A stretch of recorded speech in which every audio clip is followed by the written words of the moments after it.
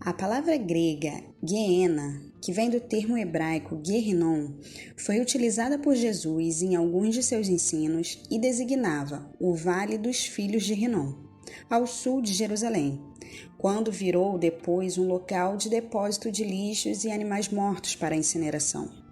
Mas antes disso, era utilizado para o sacrifício de crianças ao deus Moloque. E essas práticas só se cessaram no reinado do rei Josias. Dessa maneira, o mestre fazia alguma referência a Jeremias 19:6 e Isaías 66:24. Porém, de forma específica, dentro dos contextos dos ensinos de Cristo, Gehenna era somente uma metáfora para o sofrimento consciencial daqueles que não faziam o bem. Porém, a partir do século IV, esse termo foi sofrendo uma grande influência de outros ensinos e mudando seu significado com o tempo. Por fim, foi substituído pela palavra inferno na Vulgata Latina.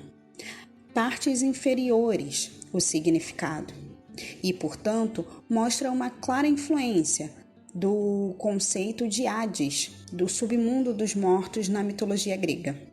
E assim começa a mistificação da palavra e de seu significado.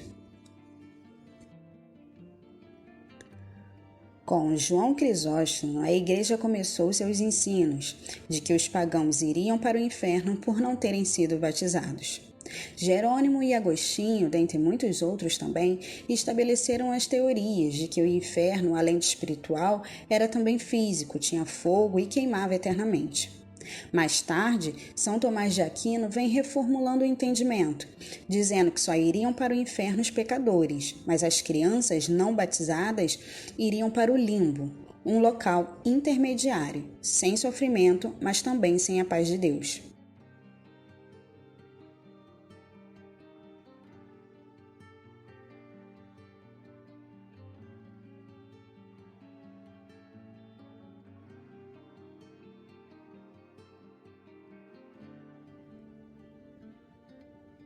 Foi somente no século XIV, com o famoso Inferno de Dante da Divina Comédia, que se popularizou de fato a ideia do inferno de fogo e de demônios que atormentavam almas condenadas lá. Mas quando olhamos todo o contexto dos ensinos de Jesus a partir da ideia de inferno, vemos que os infernos são dentro de consciências, tanto na vida quanto pós-morte. Em vida existem 4 tipos de inferno que podemos passar. Processos de depuração, que podemos chamar de rehologramação da nossa mente. O primeiro acontece em nossas memórias, quando nos lembramos de erros que cometemos com o nosso próximo, conosco mesmo, e nela surgem traumas, arrependimentos, problemas psicológicos, depressões. E surge também a busca do perdão e a reparação desses erros e de suas consequências. O segundo pode ocorrer na nossa imaginação, quando trabalhamos erros que podem acontecer no futuro. Sofremos por antecedência, e isso pode causar desequilíbrio no presente, estresse e ansiedade. O terceiro, ele pode ser chamado também de um eu superior, um corpo etéreo. Essa camada da nossa consciência é a mais profunda, pode causar um excesso de informação. Ela está ligada ao fio de prata e aos nossos sonhos, presságios também sobre uma situação futura, ou podem ser apenas alucinações, que podem ter a função de rehologramar alguma de nossas experiências. E o último que podemos experimentar ainda em vida é a própria involução. É a repetição de erros periodicamente, como numa espiral, quando nos apegamos ao ego e por causa disso sofremos continuamente as mesmas situações em momentos diferentes da vida. Após todas essas experiências em vida, passamos por uma espécie de inferno também na EQM, em um curto lapso de tempo. Algumas pessoas podem passar por essa experiência e voltar à vida, desde que não tenha passado um período superior a 72 horas do óbito. Muitos relatos mostram que essas pessoas, ao retornarem, não se consideram mais as mesmas, refletem muito sobre seus erros passados e se tornam pessoas melhores. Agora você pode estar pensando, ok, mas e aquelas pessoas que morreram, mas achavam que estavam agindo corretamente, porém não estavam? Quando dentro de sua verdade relativa foram sinceros, fiéis às suas próprias crenças e dogmas religiosos, mas que diante do Criador não são justificados.